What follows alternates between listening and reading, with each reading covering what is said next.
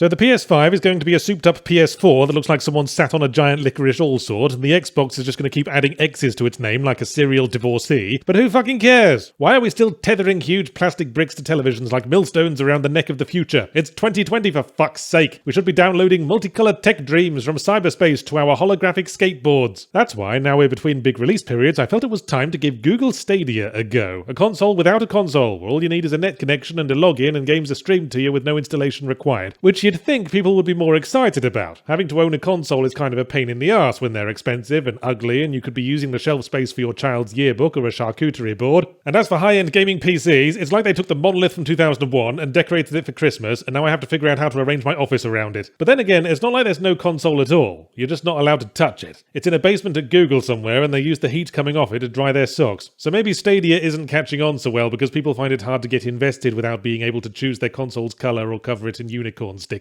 At any rate, I signed up for the Stadia Pro first month free trial for what is modern life, if not one first month free trial after another, remembering to put a reminder on my calendar because 90% of the income these subscription services generate comes from people forgetting to unsubscribe before the month is up. In Stadia's case, it certainly can't come from selling games because there's only like 9 on there. Incidentally, having to pay $60 on top of the subscription to pay Doom Eternal does feel like a taking of the piss, jaded consumer drone though I am. Not sure why, maybe it's because we never get to be so much as in the same postcode as the data, and if our internet goes down we essentially paid $60 to sit imagining how much fun it would be to play Doom Eternal. Fuck, don't give them ideas. You ever take a look around and think about what your entertainment options would be reduced to if your internet was down and your hard drives were wiped? I'd just have to watch my Columbo box set over and over again, or read a book, like a fucking caveman. Whatever, there's still a bunch of free games thrown in with the Pro subscription, so I tried some of those, and hey, no installation, straight into the game. It's like a corporation didn't lie to me for once. No significant controller delay that I noticed. I tried it on my main PC with a cable connection and on my laptop with Wi-Fi, and while the latter was very choppy at times, I was still pretty jazzed to be playing Serious Sam on my laptop without it melting straight through my legs. There was a fair bit of artifacting, almost as if all we're essentially doing is streaming web video. So this won't be your system of choice if you're the kind of person who won't give a game the time of day if it can't manage 120 FPS and more pixels than there are atoms in the universe. But for everyone else, the games are playable at least. You might be at a disadvantage if you're playing PUBG and are trying to keep track of a distant sniper through a haze of image compression, but for the most part, even if you get knocked down to 320p, you can still have some fun as long as you can tell which blob is you and which blob is everything other than you. So while the general quality could be a problem, I fear the main one, my little velvet fuck socks, is games. I know, it's such a bore, isn't it, having to sucker people into a subscription service and provide them content. It's like running a dairy farm would be so much easier if you didn't have to keep feeding the cows and making sure they don't die and shit. Right now there's just a limited selection of AAA titles that everyone stopped talking about around the same time they stopped talking about Russia annexing the Ukraine, and as for the all-important exclusives, there's little more than what meagre scraping of indie titles could be snuck out of the Epic Store's shopping basket. Guilt is about the only one worth dwelling on. It's a stealth horror adventure where you're a little girl in a red coat. In the world of arty indie games, a character wearing a red or hooded coat goes right next to the free space on the bingo card because, ooh, Red Riding Hood lost in the scary woods. I got your clever illusion, Mr. Writer. Let's rub our massive brains together in mutual recognition. Who goes looking for their missing cousin who was being bullied and ends up in a dark, spooky version of their high school full of monsters unsubtly themed around bullying, and it'll probably turn out that the bullies was you the whole time. Hardly a spoiler, the game's named Guilt for fuck's sake, not generally feeling pretty okay about things. So in brief, it's Silent Hill 2 meets the Magic School Bus. It's certainly got the Silent Hill level structure. You explore a cluster of rooms looking for the bird statue or tin of baked beans that opens the very obtusely locked door that prevents you from moving to the next cluster of rooms. Also, monsters.